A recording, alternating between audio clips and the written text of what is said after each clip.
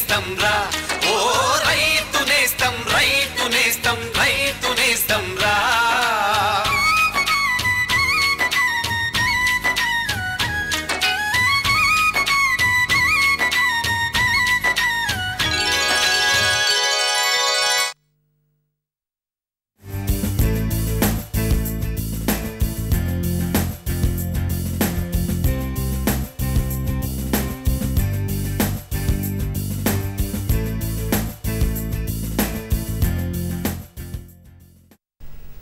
నమస్కారం రైతు నేస్తం ప్రత్యక్ష ఫోన్ ఇన్ కార్యక్రమానికి స్వాగతం. ఈనాటి అంశం ఖరీఫ్లో కూరగాయల సాగు. మరి ఈ అంశం గురించి తెలియజేయడానికి మన స్టూడియోకి విచ్చేశారు డాక్టర్ ఆర్వీఎస్కే రెడ్డి గారు, ప్రధాన శాస్త్రవేత్త, డాక్టర్ వైఎస్ఆర్ ఉద్యాన విశ్వవిద్యాలయం హైదరాబాద్.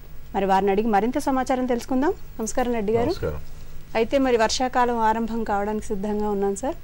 మరి ఇప్పుడు ఈ ఖరీఫ్లో ఏ కూరగాయలు పండించుకోవచ్చు, ఏవేవి పండించుకోకూడదు, ఎంతవరకు పండించుకోవచ్చు అంటారు? ముందుగా తెలియజేయండి సార్. ఖరీఫ్లో ముఖ్యంగా మనం ఏవే కూరగాయ పండించినప్పటికీ కూడా జూన్ జూలై మాసాల్లో నారు వేయించి నాటుకోవడం కానీ లేకపోతే నేరుగా విత్తనాన్ని నాటుకోవడం కానీ చేయాల్సినటువంటి అవసరం ఉంటుంది.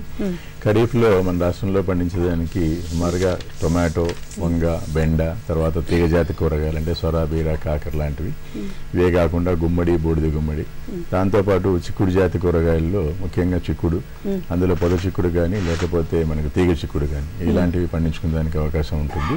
వీటితో పాటు ఆకుకూరల్లో ముఖ్యంగా తోటకూర, గోంగూర, కొత్తిమీర ఇలాంటివి కూడా మనం పండించుకునేదానికి వాతావరణం అనుకూలంగా ఉంటుంది.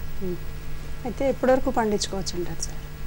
జూన్ జూలై తర్వాత మనకు జూలై దాటిన తర్వాత ఆగస్టు 15 వరకు మనం నాటుకునే దానికి అవకాశం ఉంటుందండి. ఆగస్టు దాటిన తర్వాత అయితే కొన్ని రకాలైన పురుగులు రావటం, తర్వాత వాతావరణ పరిస్థితులు ముఖ్యంగా చలి అనేటువంటిది వచ్చిన దానివల్ల కొంతవరకు దిగుబడులు తగ్గేదానికి అవకాశం ఉంటుంది.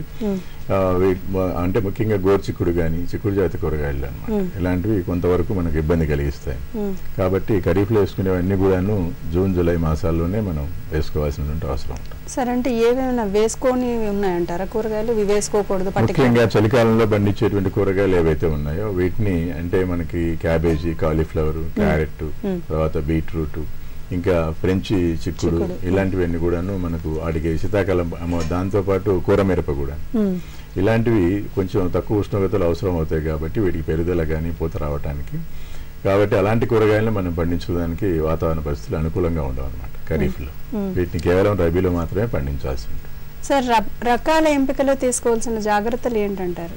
రకాల్లో ముఖ్యంగా మనం చూసుకోవాల్సింది ఏంటంటే మన మార్కెట్కి అనువైనటువంటి రకాలు మనం తీసుకోవాల్సిన అవసరం ఉంటుంది. ఉదాహరణకి మనకు వంగన తీసుకున్నట్లయితే ఏ ప్రాంతానికి ఆ ప్రాంతంలో కొంతవరకు మనకి ఈ వాతావరణం మార్కెట్లో ఏదైతే ఉందో దానికి సంబంధించి వాటికి అనుగుణమైనటువంటి అంటే నల్లవంగ, తర్వాత వాటిలో కూడాను గుండ్రంగా ఉన్నటువంటివి, తర్వాత కోడిగుడ్డ ఆకారంలో ఉండేటువంటివి కానివ్వండి, లేకపోతే పొడవైనటువంటివి, అంటే ఇవి ప్రాంతాలకు అంటే ఒక్కొక్క జిల్లాలోనే కొన్ని మండలాలకు మాత్రం కొంత పరిమితమై ఉంటాయి అన్నమాట.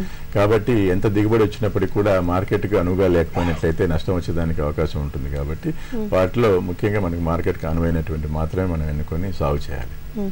అయితే సార్, నారుమడి యాజమాన్యంలో ఎటువంటి జాగ్రత్తలు పాటించాలంటారు? నారుమడి ముఖ్యంగా కూరగాయల విషయానికి వచ్చినప్పుడు విత్తనం మోతాదు ఎకరానికి కావాల్సినటువంటి తక్కువగా ఉన్నప్పటికీ కూడాను విత్తన ఖరీదు చాలా ఎక్కువగా ఉంటుంది. కాబట్టి ముఖ్యంగా సన్న విత్తనం ఏదైతే ఉంటుందో వాటిలో అంటే నేరుగా విత్తుకునేటువంటి విత్తనాలు ఏవైతే ఉన్నాయంటే చిక్కుడు జాతి సంబంధించినటువంటివి కానీ లేకపోతే తీగ జాతి సంబంధించినవి వీటికి నారుమడి పెంచాల్సినటువంటి అవసరం ఉండదు. అదే సన్న విత్తనం ఉన్నటువంటి టొమాటో కానీ వంగ ఇలాంటి వాటి మాత్రం ఖచ్చితంగా నారు పెంచుకోవాల్సిన అవసరం ఉంటుంది. నారు విత్తుకునే దానికంటే ముందు కూడాను ముఖ్యంగా మనం విత్తన శుద్ధి చేసుకోవాల్సినటువంటి అవసరం కూడా ఉంది. ఇందులో కిలో విత్తనానికి 5 గ్రాముల చొప్పున ఇమిడాక్లోప్రిడ్, దాంతోపాటు క్యాప్టాన్ అనేటువంటి శిలీంద్రనాశిని మందును కిలో విత్తనానికి 3 గ్రాముల చొప్పున కలిపి విత్తన శుద్ధి చేసుకున్నట్లయితే విత్తనం ద్వారా వచ్చేటువంటి తెగుళ్లు కానీ విత్తనం మొలకెత్తిన తర్వాత నారుమడిలో సుమారుగా 25 నుంచి 30 రోజుల వరకు మనకు నారుమడి ఉండేదానికి అవకాశం ఉంటుంది. కాబట్టి ఈ వచ్చేటువంటి తెగుళ్ళు పురుగులను కూడా మనం తట్టుకునే దానికి అవకాశం ఉంటుంది. అంటే విత్తన శుద్ధి ప్రతి ఒక్క రైతు కంపల్సరీ చేసుకోవాలి, ఖచ్చితంగా చేయాల్సినటువంటి అవసరం ఉంటుంది అనమాట. ఖర్చు కూడా మనం తగ్గించుకోవచ్చు. ఆరోగ్యమైనటువంటి నారు పొందేదానికి ముఖ్యంగా రసం పీల్చే పురుగుల బెడద నుంచి తద్వారా వచ్చేటువంటి వైరస్ తెగుల నుంచి కూడా మనం కాపాడుకునే అవకాశం ఉంటుంది. అయితే సార్, వర్షాధారంగా కొంతమంది కూరగాయల సాగు చేస్తూ ఉంటారు కదా, అలాంటప్పుడు ఎటువంటి జాగ్రత్తలు తీసుకోవాలంటారు వాళ్ళు? ముఖ్యంగా మన రాష్ట్రంలో నైరుతి ఋతుపవనాల వల్ల ఎక్కువగా మనకు వర్షాలు వచ్చేదానికి అవకాశం ఉంటుంది. అంటే వర్షాలు పడిన వెంటనే చిన్నకారు రైతులు చాలా మంది కూరగాయల్ని అంటే వర్షాధారంగా సాగు చేసేదానికి అవకాశం ఉంటుంది. ఇందులో ముఖ్యంగా టొమాటో గానీ, వంగ, బెండ ఇలాంటి వాటికి వీటి అన్నిటి కూడా మనం రకాలను ఎన్నుకునేటప్పుడు ముఖ్యంగా తక్కువ కాలంలో అంటే మనకు త్వరగా కాపుకు వచ్చేటువంటి రకాలు మనం తీసుకోవాల్సిన అవసరం ఉంటుంది. ఉదాహరణకు మనం టొమాటో తీసుకున్నట్లయితే పూసా అర్లీ డ్వార్ఫ్ అనేటువంటి రకము కానీ 45 రోజులకే మనకి వచ్చేటువంటి అవకాశం ఉంటుంది. దాంతో పాటు ఎక్కడైతే కొద్దిపాటి నీటి వస్తుంటుందో అలాంటి చోట్ల మనకు ఆకుకూరలు కూడా సాగు చేసుకుని ఎక్కువగా ఆదాయాన్ని తక్కువ కాలంలో పొందేదానికి అవకాశం ఉంటుంది అన్నమాట. ఇలాంటి వాటిల్లో మనం వర్షాధారంగా సాగు చేసేటప్పుడు ముఖ్యంగా ఎండాకాలంలోనే లోతుకి దున్నుకోవటం, తద్వారా పడినటువంటి వర్షం భూమిలోకి ఇంకిపోయి నీటి ఎద్దడి రాకుండా ఉండేదానికి అవకాశం ఉంటుంది. సార్, ఎరువుల యాజమాన్యం ఎలా చేపట్టాలంటారు మరి? ఎరువులను మనం తీసుకున్నట్లయితే ముఖ్యంగా మనకి సేంద్రియ ఎరువులను ఎక్కువగా వాడినట్లయితే కేవలం ప్రధాన పోషకాలైనటువంటి నత్రజని, భాస్వరము, పొటాష్ ఎరువులే కాకుండా మనకు సూక్ష్మ పోషకాలు కూడా వచ్చేదానికి అవకాశం ఉంటుంది. కాబట్టి ఎకరానికి సుమారుగా 8 నుంచి 10 టన్నుల దాకా మనం పశువుల ఎరువు బాగా మాగినటువంటి దాన్ని వేయాల్సిన అవసరం ఉంటుంది. అదే మనకు వర్మీ కంపోస్ట్ రూపంలో మనం ఇచ్చినట్లయితే సుమారుగా 800 నుంచి 1000 కిలోల దాకా ఎకరానికి వేసినట్లయితే పోషకాలు అందించేదానికి అవకాశం ఉంటుంది. దీంతో పాటు సిఫారసు చేసినటువంటి రసాయనిక ఎరువులను కూడా మనం వాడుకున్నట్లయితే ముఖ్యంగా ఆశించినటువంటి దిగుబడులు కూడా పొందేదానికి అవకాశం ఉంటుంది. అదే సూటి రకాల పోలిస్తే మనకి హైబ్రిడ్ రకాలను మనం సాగు చేసినట్లయితే సిఫారసు చేసిన ఎరువుల మోతాదు కంటే 50% పెంచి వేసుకోవాల్సిన అవసరం ఉంటుంది. దీంట్లో ముఖ్యంగా మనం చూడాల్సింది ఏంటంటే ఎక్కువ దిగుబడి ఇస్తాయి కాబట్టి ఎక్కువ పోషకాలు మనం అందించాల్సినటువంటి అవసరం ఉంటుంది. సార్, కాలర్ లైన్ లో ఉన్నారు. హలో హలో హలో, చెప్పండి, మీ పేరు, ఎక్కడి నుంచి కాల్ చేస్తున్నారు? మేడం నా పేరు తిరుపతి, బెల్లంపల్లి మండల్. తిరుపతి గారు అడగండి, సార్ని అడగండి, మీ ప్రశ్న అడగండి. మేడం, ఇక్కడ పూసా ఎర్లీ క్రాప్ అని అన్నారు కదా టమాటా సాగు, అయితే అవి మాకు ఇక్కడ విత్తనాలు దొరుకుతలేదు మేడం. పూసా కంపెనీ మనకు ఎక్కడ దొరుకుతాయి మేడం అవి? పూసా ఎర్లీ డ్వార్ఫ్ అనేటువంటిది మనకు నేషనల్ సీడ్ కార్పొరేషన్ ద్వారా మనం పొందేదానికి అవకాశం ఉంటుందండి. Okay sir. వాళ్ళ నుంచి మీరు కాంటాక్ట్ చేసి తీసుకున్నట్లయితే ఆ విత్తనాన్ని పొందేదానికి అవకాశం. ముఖ్యంగా వర్షాధారంగా సాగు చేసేటప్పుడు మాత్రం సూటి రకాలను వేసుకున్నట్లయితే మనకు ఉపయోగకరంగా ఉంటుంది అనమాట. Okay sir. అంటే ఇది అడ్రస్ చెప్పగలుగుతారా సార్, ఫోన్ నంబర్ కానీ? అంటే నేషనల్ సీడ్ కార్పొరేషన్ అనేటువంటిది మీరు హైదరాబాద్ లో మీరు చూసినట్లయితే వాళ్ళని కాంటాక్ట్ చేసుకునే దానికి అవకాశం ఉంటుంది. హైదరాబాద్ ఎక్కడ సార్? రాజేంద్ర నగర? రాజేంద్ర కాదండి, మీకు ఇక్కడ సికింద్రాబాద్ లో ఉంటుంది. సికింద్రాబాద్ సార్? సికింద్రాబాద్ సార్. సరే, కట్ అయిపోయినట్టుంది సార్. అలాగే మనం అనుకున్నట్టు సేంద్రియ ఎరువులు వాటితో పాటు మనకు జీవన ఎరువులను కూడా వాడుకున్నట్లయితే కొంతవరకు ఖర్చు తగ్గించుకోవచ్చు. అంటే రసాయనిక ఎరువుల మీద పెట్టేటువంటి ఖర్చు తగ్గించుకోవడానికి. ముఖ్యంగా ఇవి ఆరుదడి పైర్లు కాబట్టి కూరగాయలన్నీ కూడాను వీటిల్లో మనకు అజిటోబాక్టర్ కానీ అజోస్పైరిలం అనేటువంటి జీవన ఎరువులు వాడినట్లయితే నత్రజని అనేటువంటిది మనకు లభిస్తుంది. ఇవి ముఖ్యంగా గాలిలో ఉండేటువంటి నత్రజని తీసుకుని వేళ్ల దగ్గర ఇవి పూర్తిగా స్థిరపడి వాటికి కావాల్సినటువంటి పోషకాలను మొక్క నుంచి తీసుకుంటూ మొక్కకు కావాల్సినటువంటి నత్రజనిని గాలి నుంచి తీసుకున్నటువంటి స్థిరీకరించేసి మనకు మొక్కగా అందిస్తూ ఉంటుంది. దీని నత్రజని కేవలం కాకుండా మొక్క పెరుగుదలకు కావాల్సినటువంటి నియంత్రకాలు ఏవైతే ఉన్నాయో, పెరుగుదలని గ్రోత్ రెగ్యులేటర్స్ అని చెప్పేసి అంటాం, వాటిని కూడా కొంతవరకు విసర్జించడం జరుగుతుంది. దీన్ని కంటిన్యూ చేద్దాం సార్. కాలర్ లైన్ లో ఉన్నారు. హలో హలో హలో, నమస్తే మేడం. నమస్తే, చెప్పండి, మీ పేరు, ఎక్కడి నుంచి కాల్ చేస్తున్నారు? కర్నూలు జిల్లా మేడం, సంజామల మండలం. మీ పేరు? హుస్సేనయ్య యాదవ్ మేడం. అడగండి, మీ ప్రశ్న అడగండి సార్ని. ఆ ఉల్లి ఏ రకం చల్లుకుంటే బాగుంటది? ఇప్పుడు చల్లొచ్చా సార్, నారు పోసుకొని నాటుకోవాలన్నా? నారు పోసుకొని నాటుకుంటే మంచిదండి. మనకు ఉల్లిలో మన ఖరీఫ్ లో మనం వేసేటప్పుడు ముదురు ఎరుపు రంగు రకాలనే మనం తీసుకోవాలన్నమాట. అది లేత ఎరుపు రంగు రకాలను మనం గిన్నె పండించినట్లయితే దిగుబడి తగ్గేదానికి అవకాశం ఉంటుంది. కాబట్టి ముదురు ఎరుపు రంగులు అంటే అగ్రిఫౌండ్ డార్క్ రెడ్ కానీ లేకపోతే నాసిక్ రెడ్ కానీ ఇలాంటి రకాలు మనం ఎన్నుకొని సాగు చేసుకోవాల్సిన అవసరం ఉంటుంది. వీటిని నారు పెంచుకొని నాటుకున్నట్లయితే 30-35 రోజుల వయసు ఉండేటువంటి నారుని మనకు కావాల్సినటువంటి మొక్కల సంఖ్యను కూడా మనం మెయింటైన్ చేసేదానికి అవకాశం ఉంటుంది. దాంతోపాటు దిగుబడి కూడా బాగా వస్తుంది అనమాట. హలో హలో, చెప్పండి, మీ పేరు, ఎక్కడి నుంచి కాల్ చేస్తున్నారు? మా పేరు ఆఫ్రెడ్డి మేడం. అడగండి, మీ ప్రశ్న అడగండి.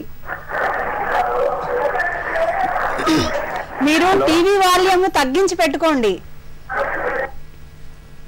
హలో, మీరు ఓకే మేడం, వస్తున్నా ఒక్క నిమిషం. హలో, వినపడుతోంది. మీరు టీవీ వాల్యూమ్ మ్యూట్ లో పెట్టి క్వశ్చన్ అడగండి. మేడం అడగండి. కొడంగల్ మేడం మాది. హలో, మీ పేరు చెప్పి మీ ప్రశ్న అడగండి సార్. మేడం మాది. అడగండి, ప్రశ్న అడగండి.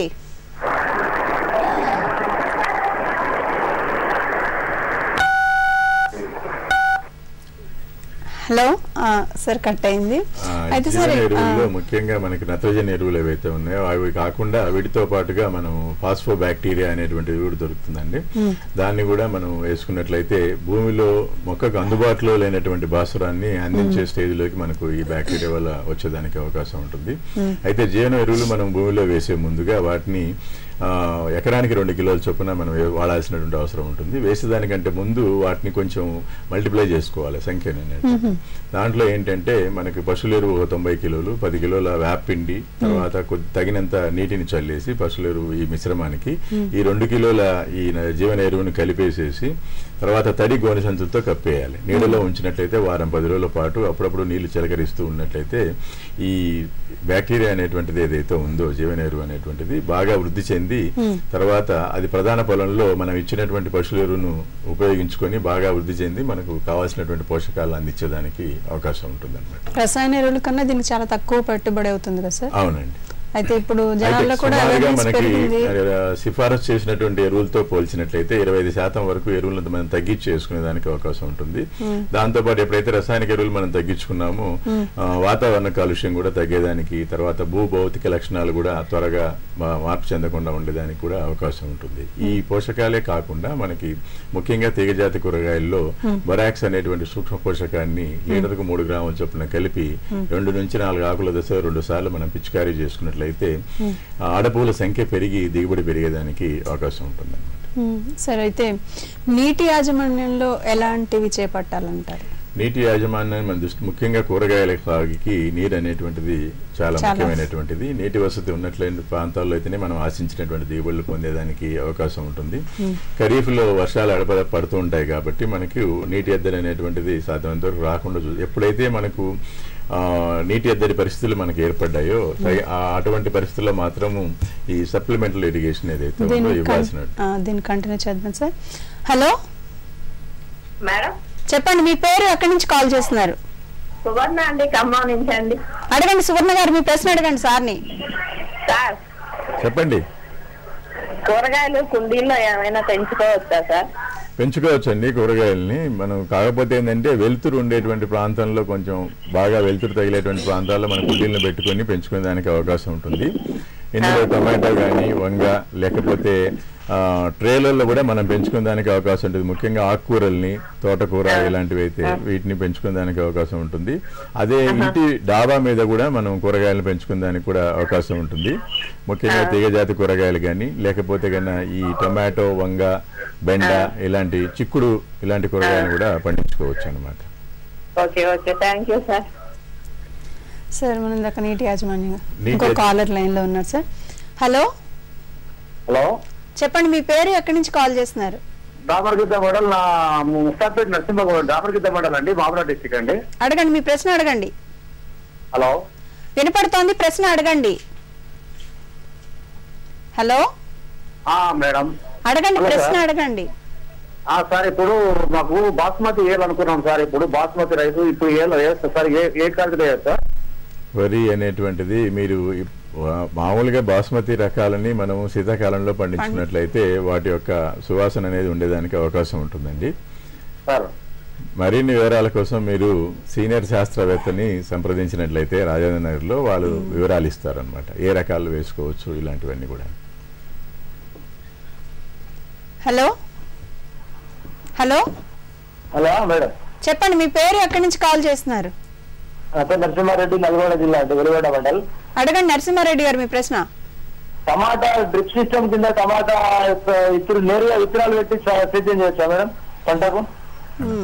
ముఖ్యంగా టొమాటో, వంగ లాంటి పంటల్ని మనము నారు పోసుకొని నారు నాటుకున్నట్లయితే మన ఖర్చు బాగా తక్కువగా వస్తుందండి. తర్వాత ఈ ఎప్పుడైతే విత్తనాలు నేరుగా విత్తుకుంటామో కొంత మొలక శాతం దెబ్బతినేదానికి కూడా అవకాశం ఉంటుందన్నమాట.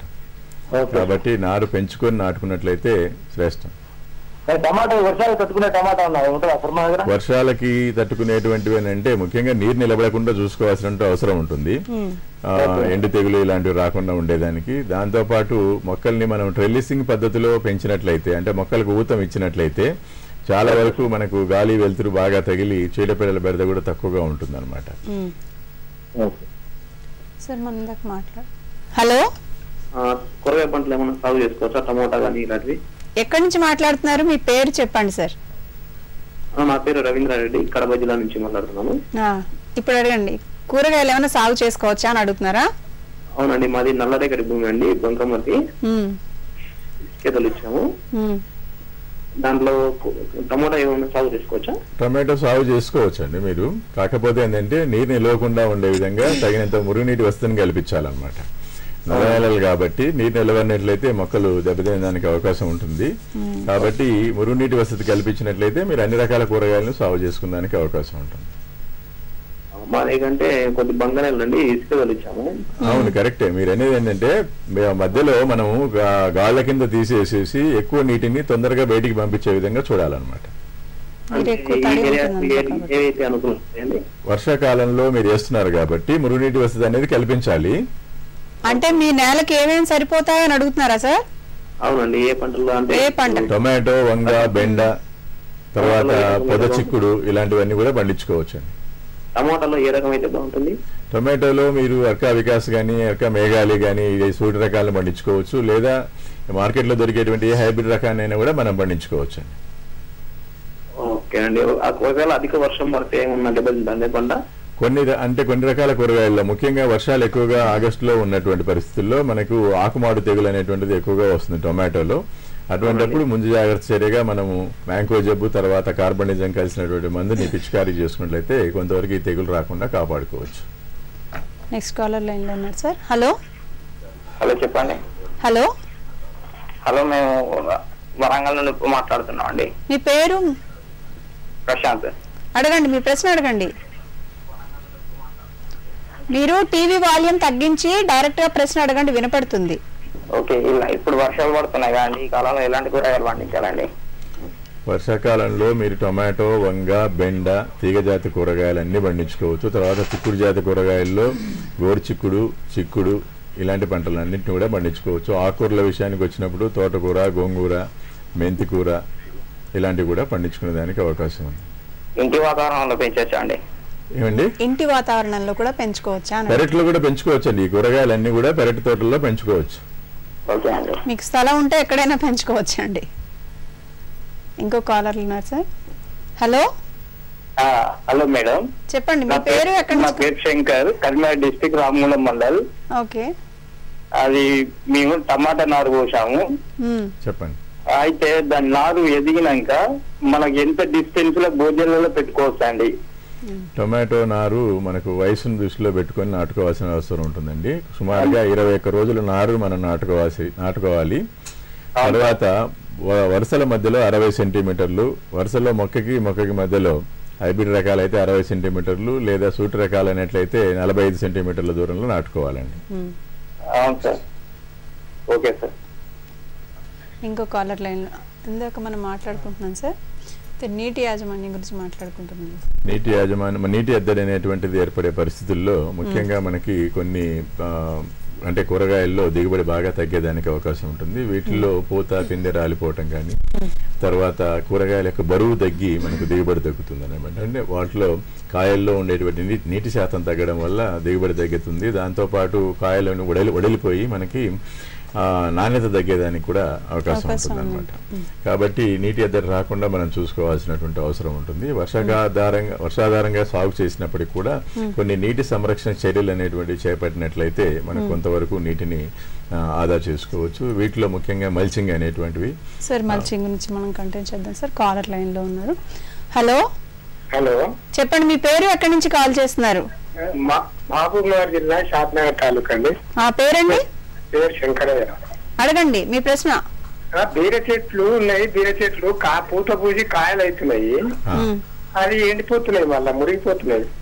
అయితే మీకు అందులో పండు ఈగ అనేటువంటిది వచ్చేదానికి అవకాశం ఉంటుందండి. ఎక్కడైతే కాయ లోపలికి ఈ పురుగు ప్రవేశిస్తుందో అక్కడ పసుపు రంగులోకి మారిపోయి లేదా వంకర తిరిగిపోవటం లేదా పూర్తి పిందెగా ఉన్నప్పుడు అయితే కన్నా నల్లబడిపోవటం ఇలాంటివి జరుగుతుంది అనమాట. ఆ పూతకు ఏమైతుందంటే ఆ పూతకు ఎర్ర చీమలు అనేవి తగిలినాయి. ఎర్ర చీమలు దిక్కినేమైనా అవుతుందా? వాటి గురించి కాదు, లోపల పురుగు ఉండేదాన్ని బట్టి ఆ విసర్జించే పదార్థానికి చీమలు వచ్చేదానికి అవకాశం ఉంటుందండి. దానికి ఏం మందు మాత్రం బాగుంటుంది సార్? ఈ కాయలు దెబ్బతిన్నటువంటి కాయలు ఏవైతే ఉన్నాయో వాటి అన్నిటిని కూడా తీసేసేసి నాశనం చేసిన తర్వాత మీరు ట్రైజోఫాస్ అనేటువంటి మందుని లీటర్కు 2 మిల్లీలీటర్ చొప్పున కలిపి పిచికారీ చేసుకోవచ్చు. లేదా వేప నూనె ఏదైతే ఉందో దాన్ని లీటర్కి 5 మిల్లీలీటర్ చొప్పున కలిపి దాంతోపాటు క్లోరోఫైరిఫాస్ అనేటువంటి మందుని పిచికారీ చేసుకోవచ్చు. లేదా ప్రొఫినోఫాస్ అనేటువంటి మందుని లీటర్కి 2 మిల్లీలీటర్ చొప్పున కలిపి పిచికారీ చేసుకోవచ్చు.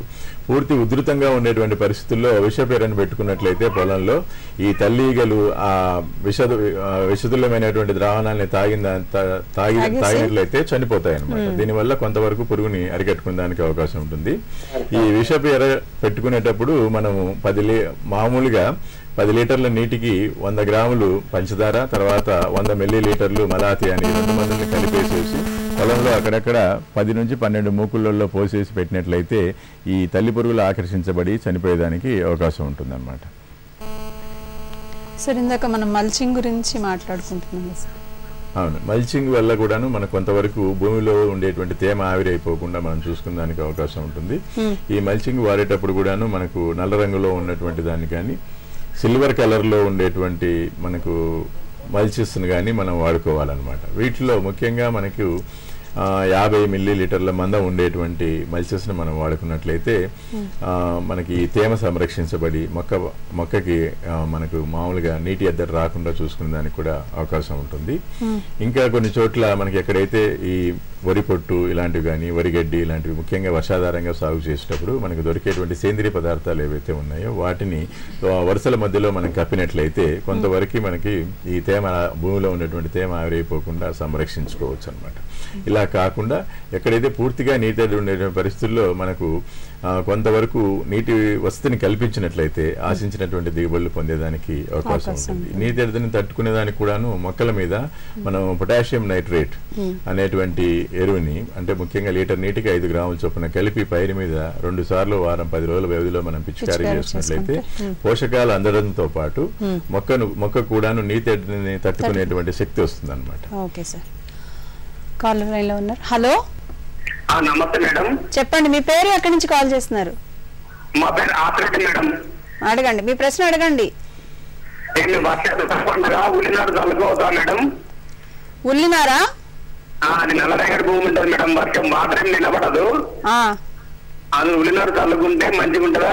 ఏ నారు చల్లుకోవాలి?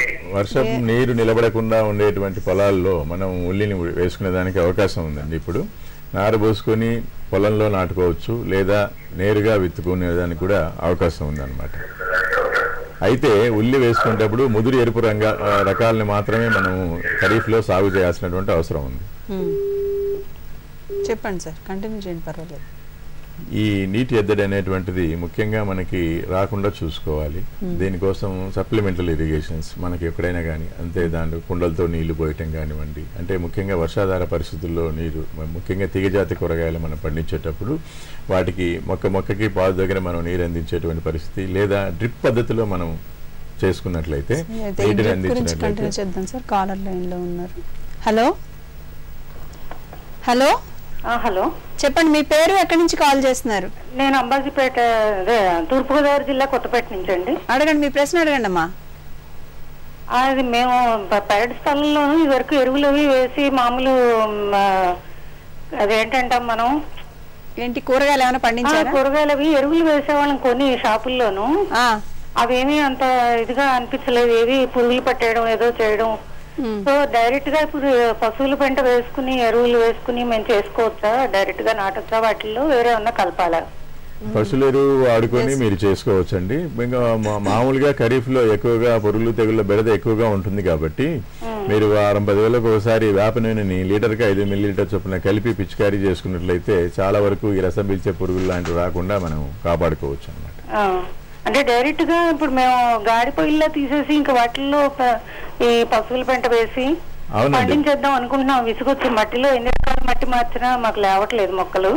అటువంటిప్పుడు మీరు పశువుల ఎరువు బాగా దండి చేసుకొని మీరు అనుకున్నటువంటి పద్ధతిలో గాడి దవ్వి తీసేసి అందులో పశువుల ఎరువు మట్టి కలిపి నింపి వాటి మీద మీరు నాటుకోవచ్చండి.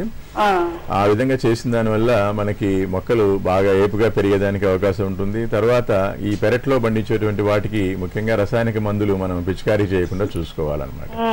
అలాంటి పరిస్థితుల్లో వేప నూనె అనేటువంటిది కానీ లీటర్కి 5 మిల్లీలీటర్ చొప్పున, లేదంటే వేపగింజల కషాయాన్ని కూడా 5% ద్రావణాన్ని మనం పిచికారీ చేసుకున్నట్లయితే చాలా వరకు మనకి పురుగుల బెడద లేకుండా చూసుకోవచ్చు అన్నమాట. హలో హలో, చెప్పండి, మీ పేరు ఎక్కడి నుంచి కాల్ చేస్తున్నారు? అది గుంటూరు జిల్లా అండి, రాజస్థానం. కోటేశ్వరరావు అండి నా పేరు. అడగండి కోటేశ్వరరావు గారు, మీ ప్రశ్న. మనం పేర్లు వేస్తున్నాం అండి, నేను నెలలో వేస్తాను. నేను మనకు ఒక కోత 2 కోతలు తెగే లోపల బోడిద కలర్ లో వచ్చి తోట మొత్తం విరిపొచ్చేసి ఆగం అయిపోతుందండి. బూడిద రంగు అంటే మీకు బూడిద తెగులు వచ్చినట్టుగా మీరు గమనించి ఆకుల మీద బూడిద చల్లినట్టుగా ఉంటుందండి. దీనివల్ల ఆకులు పసుపు రంగులోకి మారిపోవటం, లేదా మధ్యలో వర్షాలు పడినప్పుడు బూజు తెగులు లాంటిది, అంటే ఆకుల అడుగు భాగంలో ఊదా రంగులోకి మారి ఆకులు పచ్చబడిపోవడం జరుగుతుంది అనమాట. ఈ 2 తెగుళ్లను మనం నివారించుకునే దానికి ఈ కార్బండిజము తర్వాత మ్యాంకోజెబ్ కలిగినటువంటి జీవశిలీంద్ర నాశన మందుని లీటర్కు 2 గ్రాముల చొప్పున కలిపి 2 సార్లు వారం రోజుల వ్యవధిలో మనం పిచికారీ చేసుకున్నట్లయితే ఈ 2 తెగుళ్లను మనం నివారించుకునే దానికి అవకాశం ఉంటుంది అన్నమాట. టమాటా చెప్పండి. టమాటా నేను వేస్తున్నా, భూమికి బాగా మెట్ట పొలం అది. అది ఒక వాన పడంగా వరకు ఎమ్మటే డ్యామేజ్ చేస్తున్నాను. టొమాటో మీకు మామూలుగా నీరు నిలబడేటువంటి పరిస్థితి ఉన్నట్లయితే టొమాటోలో ఆకు మాడు తెగులు అనేటువంటిది ఎక్కువగా వస్తుందండి. ముఖ్యంగా ఇది మన రాష్ట్రంలో ఆగస్టు నెలలో వచ్చేటువంటి ఎక్కువ వర్షాల వల్ల ఈ తెగులు వచ్చేదానికి అవకాశం ఉంటుంది. కాబట్టి ఈ సాఫ్ అనేటువంటి మందును లీటర్కు 2 గ్రాముల చొప్పున కలిపి పిచికారీ చేసుకున్నట్లయితే ముందు జాగ్రత్త చర్యగా, మనకి మామూలుగా ఆగస్టులో ఎక్కువ వర్షాలు పడతాయి కాబట్టి అంతకంటే 10 రోజులు ముందుగానే 1-2 సార్లు మనం పిచికారీ చేసుకున్నట్లయితే ఈ తెగులు రాకుండా కాపాడుకోవచ్చు. తర్వాత టొమాటోని బాగా ఎదిగినటువంటి దశలో మనము మొక్కలకు ఊతం ఇచ్చి ఆ పద్ధతిలో సాగు చేసినట్లయితే ఈ తెగులు అనేటువంటి త్వరగా వృద్ధి చెందకుండా మనకు కొంతవరకు పైరుని కాపాడుకునే దానికి అవకాశం ఉంటుంది. సార్, మరి మా స్టూడియోకి విచ్చేసి మా రైతు సోదరులకు ఎన్నో సలహాలు సూచనలు తెలియజేశారు. ధన్యవాదాలు సార్. అలాగే మా రైతు సోదరులు కూడా ఈ సలహాలు సూచనలు పాటించి అధిక దిగుబడి సాధించాలని మనస్ఫూర్తిగా కోరుకుంటోంది. అయితే మరి ఈ కార్యక్రమంపై మీరు సంప్రదించవలసిన చిరునామా డాక్టర్ ఆర్వీఎస్కే రెడ్డి, ప్రధాన శాస్త్రవేత్త, కూరగాయల పరిశోధనా స్థానం, రాజేంద్ర నగర్, హైదరాబాద్. Cell number 9848097975. మరి వచ్చే వారం ప్రత్యక్ష ఫోన్ ఇన్ కార్యక్రమంలో కలుసుకుందాం.